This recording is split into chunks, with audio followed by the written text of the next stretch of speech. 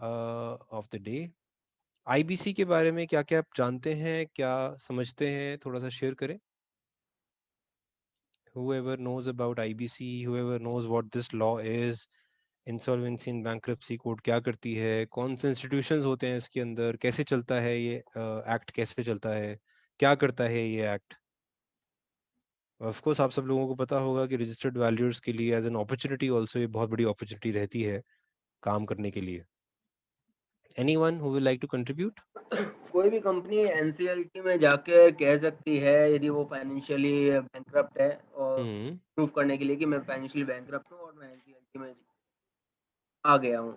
तो okay, accordingly उसके जो लायबिलिटीज हैं, नॉट मच क्लियर, सॉरी। ठीक है। I think you have made a very good start where you have shared everything that was absolutely right. Anything else, anyone else who will like to contribute? Disputes between two companies or two people is come under the insolvency. Okay, I will correct that, sir. Dispute नहीं होते. It has to be a default. Default of any payment that was required to be made by a company, which has not been made, and that payment has not been made. Then that company can be taken into into the CRP process under insolvency law. Any other? Yes, sir. Sir एक case हुआ था जिसमें दो parties थे, एक building बना रहे थे मिलके, एक मॉल बना रहे थे। उसमें इंसॉल्वेंसी उसमें इन्वॉल्व था, जिसके अंदर एक लॉयर को अपॉइंट किया गया था कि डू द सेम थिंग्स, मतलब दोनों में जो डिस्प्यूट्स है उनको टेक ओवर करके, और वो ओनर ऑफ दैट कंपनी वो लॉयर हो गया। उस केस में तो डिफॉल्ट तो नहीं हुआ ना सर? डिफॉल्ट हुआ होगा सर, कोई ना कोई पेमेंट का डिफॉल्ट हुआ ही होगा, तभी इंसॉल्वेंसी में आ सकती है company. Any other question? So what is the logic of IBC?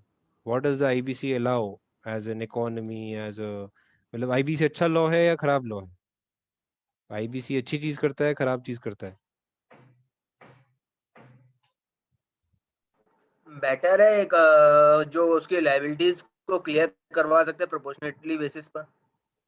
Okay, और कोई चीज, और anyone else who will like to put in their opinion? इसमें रिकवरी फास्टर हो जाती है sir. Okay, all right sir. If some company is not able to make the payment, they can declare themselves insolvent. So till now, before this law, the exit by a company, इसको बोलते हैं the freedom to start a business, the freedom to end a business. The freedom to end a business was not there, because business में ये कहा जाता है कि business is a very very risky thing to do. कितने entrepreneurs ऐसे हैं जिनके कई बिजनेसेस फेल होते हैं, उसके बाद कोई बिजनेस सक्सेसफुल होता है। तो जब बिजनेस फेल हो जाता है, तो जो बिजनेस होता है जिसके ऊपर किसी ने कोई इन्वेस्टमेंट कर रखी है, कोई लोन ले रखा है, कोई क्रेडिटर से पैसा उधार ले रखा है, वो सारा का सारा पैसा जो है वो लायबिलिटी बन जाता है कंपनी के लिए। तो जब वो लायबिलिटी बन जाता है कंपनी के लिए, तो कंपनी जो है या तो आगे बढ़े, अपने और कोई काम करे, कंपनी के जितने भी रिसोर्सेज हैं वो किसी और बेटर प्रोडक्टिव यूज में लगे। दूसरा ऑल्टरनेटिव ये होता है कि कंपनी सड़ती रहे, कंपनी धीरे धीरे मर जाएगी 5 साल, 10 साल, 15 साल के अंदर, और तब तक हम उस कंपनी को घसीटते रहें, उसको कोई एग्जिट की ऑप्शन ना दें। तो एक चीज जो इंसॉल्वेंसी एंड बैंक्रप्सी कोड करता है, it says that it allows for an easy exit. अगर कोई बिजनेस नहीं चल पाया, तो वो बिजनेस अपना काम ताम झाम बंद करके, उसके सारे डायरेक्टर्स फ्री हो सकते हैं, और इस लॉ के अंदर वो जल्दी से बिजनेस को क्लोज करके अपनी लाइफ को रिज्यूम कर सकते हैं किसी और तरीके से। इस लॉ के अंदर जो हमारे एजेंडा हैं, वो ये होंगे कि we need to understand the need for valuation in IBC process, legal framework क्या है, registered valuers under companies act का value appointment and valuation process क्या है, fair value, liquidation value, realisable value, what are the unique challenges under IBC, all this is what we will discuss. तो before I go forward, एक basic आपको बता देता हूँ कि इसमें कौन सी बॉडीज होती हैं। इसमें सबसे पहले होता है resolution plan, resolution professional. Resolution professional is a person who is managing the company till the time it is under CIRP. CIRP क्या होता है? Corporate Insolvency Resolution Process, CIRP. CIRP कब शुरू होता है? जिस दिन NCLT ऑर्डर पास करती है उस दिन. जिस दिन NCLT CIRP का ऑर्डर पास करती है उस दिन के बाद what is the mandate that the company, that the NCLT gives? NCLT says that आपके जितने शेयर होल्डर्स हैं, जिनके पास कंपनी के शेयर्स थे, वो सब के सब शेयर होल्डर्स जो हैं वो इफेक्टिवली जो है वो अब एट अ पॉज चले जाएंगे. इसी तरीके से जितने आपके बोर्ड ऑफ डायरेक्टर्स हैं वो भी सस्पेंड हो जाएंगे और बोर्ड ऑफ डायरेक्टर्स काम करना अभी फिलहाल बंद कर देंगे. दूसरा वो ये कहता है लॉ कि ये दोनों चीजें होने के साथ साथ कंपनी का बैंक अकाउंट, कंपनी का कंप्लीट कंट्रोल, कंपनी के एम्प्लॉयज की सैलरी, कंपनी की हायरिंग फायरिंग, जितनी पावर्स कंपनी के पास होती हैं वो सारी की सारी शिफ्ट हो जाती हैं रेजोल्यूशन प्रोफेशनल के पास. So resolution professional is then becomes a very important part of the whole process, because that is the person who is supposed to identify कि company के पास ये assets हैं. That is the person who is supposed to identify that company के पास ये liabilities हैं. तो उसको फिर उसको मैचिंग करनी है, उसको देखना है कि अच्छा कितने एसेट्स हैं, कितनी लाइबिलिटीज हैं, और अगर 100 रुपए के एसेट्स हैं और भी 200 रुपए की लाइबिलिटीज हैं तो वो हो सकता है 50% पैसा डिस्ट्रीब्यूट कर दे to all the liabilities that he has incurred. So what is the agenda? The agenda is that what is the process? Process ये है कि कोई इसमें एक सिस्टम होता है फाइनेंशियल क्रेडिटर का, इसमें एक सिस्टम होता है ऑपरेशनल क्रेडिटर का, इसमें एक सिस्टम होता है कॉर्पोरेट डेटर का. फाइनेंशियल क्रेडिटर, ऑपरेशनल क्रेडिटर या कॉर्पोरेट डेटर, तीनों में से कोई भी एनसीएलटी के दरवाजे खटखटा सकता है और अपनी कंपनी को इंसॉल्वेंसी में लेके जा सकता है. इंसॉल्वेंसी में जाते ही उसको मॉरेटोरियम मिलता है. मॉरेटोरियम का मतलब ये हुआ कि सीआरबी प्रोसेस के अंदर कोई भी बंदा कोई भी एसेंशियल सर्विसेज उसकी बंद नहीं हो सकती, कोई भी बंदा उसको डिस्टर्ब नहीं कर सकता. जहां जहां उसको काम करना है वहां वहां उसको काम करने की पूरी परमिशन मिल जाती है. तो इस तरीके से जो भी प्रोसेस होता है वो इस तरीके से कंप्लीट हो जाता है. So then coming to just a second, just a second.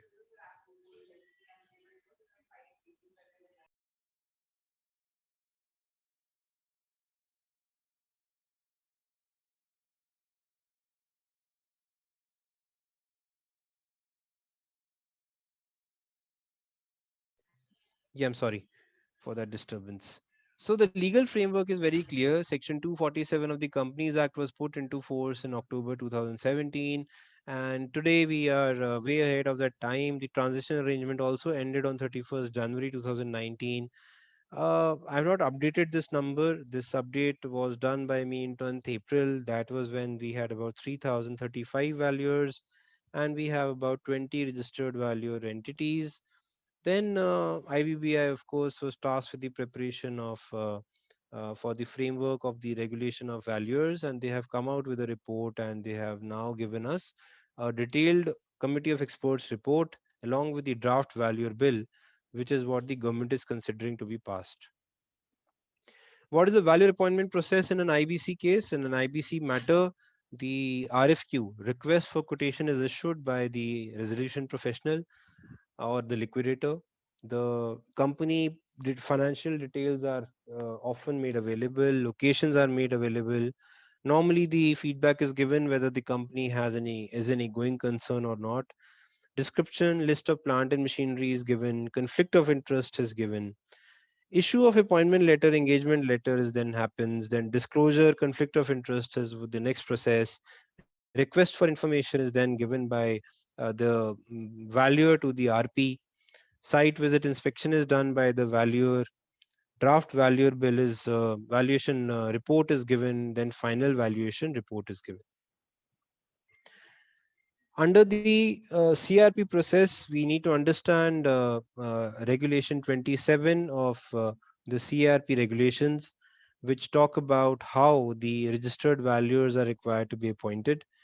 And it very clearly says that the registered valuers shall be appointed not later than 47 days from the CRP date. And it requires us to appoint two valuers two registered valuers to determine the fair value and liquidation value of the corporate debtor in accordance with Regulation 35. So basically we say that provided that the following person shall not be appointed as registered valuers, you can't appoint a relative of a resolution professional, you can't appoint a related party of a corporate debtor, auditor of a corporate debtor who was audited at any time in the last 5 years, a partner or director of the insolvency professional entity of whom the resolution professional is a partner or a director. In CRB process, the requirement is to compute fair value and liquidation value. And it says that fair value and liquidation value shall be determined in the following manner, that two registered valuers appointed under Regulation 27 shall submit to the resolution professional an estimate of the fair value and the liquidation value computed in accordance with internationally accepted valuation standards after physical verification inventory and fixed assets of the corporate debtor. So what are the requirements? Fair value निकालनी है number 1, liquidation value निकालनी है number 2. किस क्या use करके निकालनी है? Internationally accepted valuation standards, international valuation standards IVS follow करना है, IVS के सारे कंडीशंस को पूरा करना है, फिजिकल वेरिफिकेशन करनी है इन्वेंट्री और फिक्स्ड एसेट्स की. If in the opinion of the resolution professional the two estimates of a value are significantly different, क्या करना है इसमें भी? दो वैल्यूअर अपॉइंट करने हैं साथ में. अगर दोनों वैल्यूअर्स की वैल्यूएशन डिफरेंट आती है तो क्या होता है? तो if they are significantly different, then he may appoint another registered valuer who shall submit an estimate of the value computed in the same manner, and the average of the two closest estimates of value shall be considered the fair value or the liquidation value as the case may be.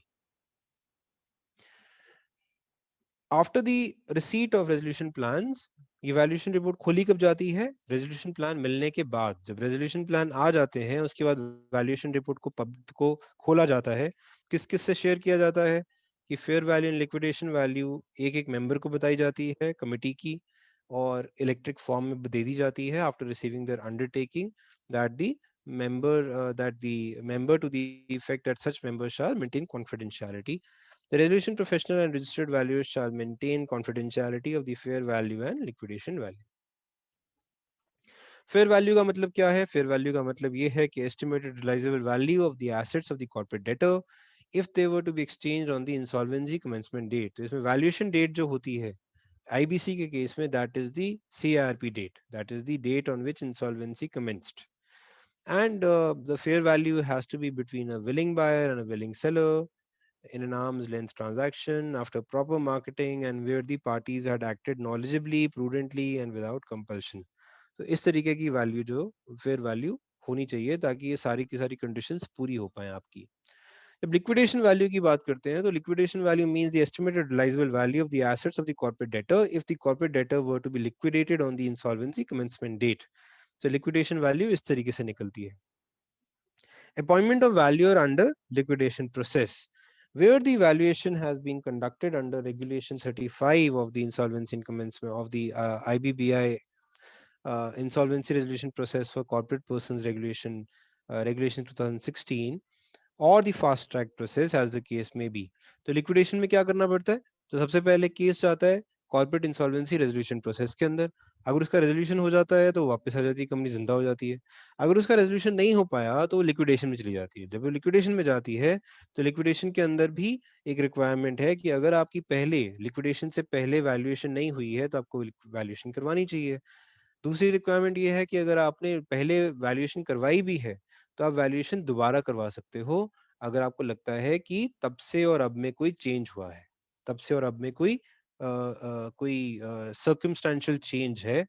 तो क्या कौन valuation करवाएगा? ये वाली ये decision लेगा कि valuation दोबारा करवानी है या नहीं करवानी है, लिक्विडेटर वैल्यू डिसीजन लेता है. In cases not covered or where the liquidator is of the opinion that fresh valuation is required under the circumstances, so in circumstances के अंदर he shall within 7 days be of the liquidation commencement date appoint two registered valuers to determine the realizable value of the assets or businesses under clause A to F.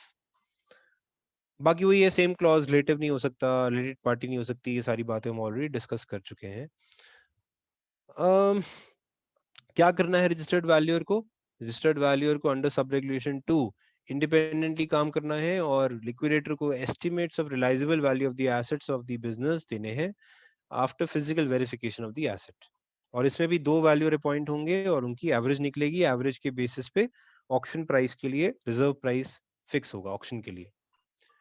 Voluntary liquidation का भी एक system होता है IBC के अंदर कि अगर कोई कंपनी वॉलंटरी लिक्विडेशन करवाना चाहती है तो वो कोर्ट में एप्लीकेशन लगाती है एनसीएलटी में कि मेरी वॉलंटरी लिक्विडेशन कर दीजिए प्लीज। और उस वॉलंटरी लिक्विडेशन के साथ भी एक वैल्यूएशन रिपोर्ट अटैच होनी जरूरी होती है। तो वैल्यूएशन रिपोर्ट जो भी अटैच होनी जरूरी होती है, that is something that is basically also part of this exercise.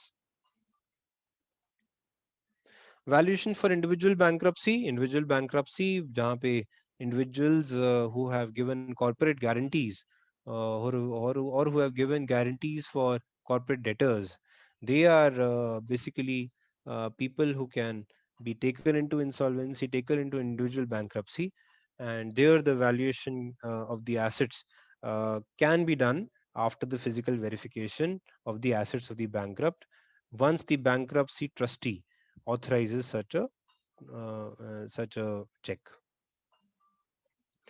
IBC में क्या क्या यूनिक चैलेंजेस होते हैं कि डॉक्यूमेंट्स कम होते हैं, डॉक्यूमेंट्स नहीं मिलते, लिमिटेड टाइम होता है, एक जो की मैनेजरियल पर्सनल होते हैं जो कंपनी को चला रहे होते हैं वो एब्सेंट होते हैं या वो छोड़ चुके होते हैं अपनी नौकरी, प्रेमिसेस में एक्सेस नहीं मिलती, कई बार प्रेमिसेस कोई ईडी के पोजीशन में होते हैं, कभी प्रेमिसेस की पोजीशन आरपी ले नहीं पाता, limited or no access to recent financial statements and books of accounts, so that's also something that can happen. Challenges of a shutdown unit है, बिजली नहीं है, पानी नहीं है, आप कैसे चेक करोगे कि हाँ यहाँ पे क्या हो रहा है, वहाँ पे रहना मुश्किल होता है थोड़ी देर के लिए भी। सीआरपी पब्लिक नॉलेज, जब सीआरपी पब्लिक नॉलेज होती है तो आप आसपास जब पूछते हो रेट के बारे में, ब्रोकर से बात करने जाते हो तो आपको सबको आपको ऐसी इन्फॉर्मेशन मिलती है जो पार्शियल होती है, आपको शायद सही इन्फॉर्मेशन नहीं मिल पाए। Limited practical exposure of CIRP, possible litigation, all these are unique challenges under IBC. Traditionally इस तरीके से डॉक्यूमेंट्स मांगे जाते हैं कि जितने भी एसेट्स होते हैं जो बैलेंस शीट में होते हैं उन सारे एसेट्स के डॉक्यूमेंट मांगे जाते हैं, जो डॉक्यूमेंट्स मिल जाते हैं उनके बेसिस बना के रिपोर्ट को फाइनल किया जाता है। वैल्यूएशन रिपोर्ट के अंदर जो रिस्पॉन्सिबिलिटी होती है, that responsibility belongs to the registered valuer. Then if the registered valuer is getting any work of an expert, then that responsibility also sticks to the valuer who has been appointed under the appointment process. Rule 8.3 कहता है कि ये सारी चीजें किसी भी valuation report के अंदर होनी चाहिए, बैकग्राउंड इन्फॉर्मेशन होनी चाहिए, purpose of valuation and appointing authority होनी चाहिए, वैल्यूअर की आइडेंटिटी होनी चाहिए, डिस्क्लोजर ऑफ वैल्यूअर इंटरेस्ट होना चाहिए, डेट ऑफ अपॉइंटमेंट होनी चाहिए। ये सारी चीजें जो है वो हम अभी यहाँ पे कर लेंगे तो रजिस्टर्ड वैल्यूअर रूल्स, जो कंपनी रजिस्टर्ड वैल्यूअर रूल्स में हमें दोबारा नहीं करने पड़ेंगे। इंस्पेक्शन और investigations undertaken, nature and sources of information based on used or relied upon, procedure adopted in carrying out the valuation and valuation standards followed, restrictions on use of the report, major factors, conclusion, caveats, limitations and disclaimers, all these are required must-haves in a valuation report. फिर valuation report के अंदर एक model code दिया है उन्होंने annexure 1 के अंदर, जिसके बेसिस पे आप ये कहते हो कि कुछ चीजें वैल्यूर नहीं करेगा, वैल्यूर के लिए कोड ऑफ कंडक्ट दिया गया है कि मैंडेट स्नैचिंग नहीं करेगा, सक्सेस फी चार्ज नहीं करेगा, he will maintain written contemporaneous records for any decision taken. तो आप डिसीजन लोगे कि ये लैंड में 5,000 रुपए गज का वैल्यू कर रहा हूँ, तो आपके पास उसका सपोर्टिंग डॉक्यूमेंट होना चाहिए as per the company rules. Value should not disclaim any liability because of which because of which basically the valuation report cannot be trusted on. That should not be happening. ये valuation report के normal हमारे contents होते हैं कि executive summary होती है, introduction होती है, बैकग्राउंड होता है, assumptions होते हैं, स्पेशल assumptions होते हैं, caveats, limitations to use, purpose of the report, disclaimer, code of scope of work, documents received, lists of documents. इस तरीके से हम बहुत ही इलैबोरेट वैल्यूएशन रिपोर्ट बनाते हैं ताकि कोई भी लाइबिलिटी वैल्यूअर तक आए ही ना, सबको सारे डिस्क्लेमर, सारी इंफॉर्मेशन पहले ही वैल्यूएशन रिपोर्ट का पार्ट रहे. वैल्यूएशन रिपोर्ट के अंदर गुड प्रैक्टिसेस क्या होती हैं कि सीआरपी डेट पे जो फाइनेंशियल्स होते हैं उनके साथ रिकंसिलिएशन करो एसेट्स की, डॉक्यूमेंट्स इंफॉर्मेशन जो रिक्वायर्ड है वो बार बार मांगो, डॉक्यूमेंट्स इन्फॉर्मेशन जो नहीं आपके अवेलेबल है वो लिखो रिपोर्ट के अंदर। assumptions taken in absence of documents, so अगर कोई डॉक्यूमेंट आपका नहीं मिला आपको और उसके बेसिस पे आपने कोई assumption ली है तो वो लिखो अपनी रिपोर्ट के अंदर। वैल्यूएशन बेसिस लिखो रीजन के साथ। Integration of skills between values of different classes, तो कई बार ऐसा दिखा है हमने कि इनकम अप्रोच के अंदर there is a edge of chartered accountants or other people who have been practicing finance for a long time, whereas in the case of technical understanding of any land and building or a plant and machinery, the plant and machinery or land and building partners of ours are very very helpful in giving out the technical details of all that. So that kind of an integration of skills is something that is a good practice. Then report liquidation cases. So remark on A2F where you talk about, yes, that there is a to F sections where which says that you can sell an asset on a piecemeal basis, you can sell an asset on in parcels, you can sell an asset on as a going concern, you can sell the business as a going concern, you can sell the company as a going concern, and all that. So you can sell it on a slum sale basis, on an individual basis. So all that is there. So you have to remark on that. You have to, the report is report showing values of individually sellable assets, that should be there. Individual values of different secured assets should also be there. One should follow a checklist approach when you make a valuation report under IBC. Scope of work should be clear, not vague. Sufficient explanation of supporting evidence. Explanation on methodology applied to arrive at specific valuation.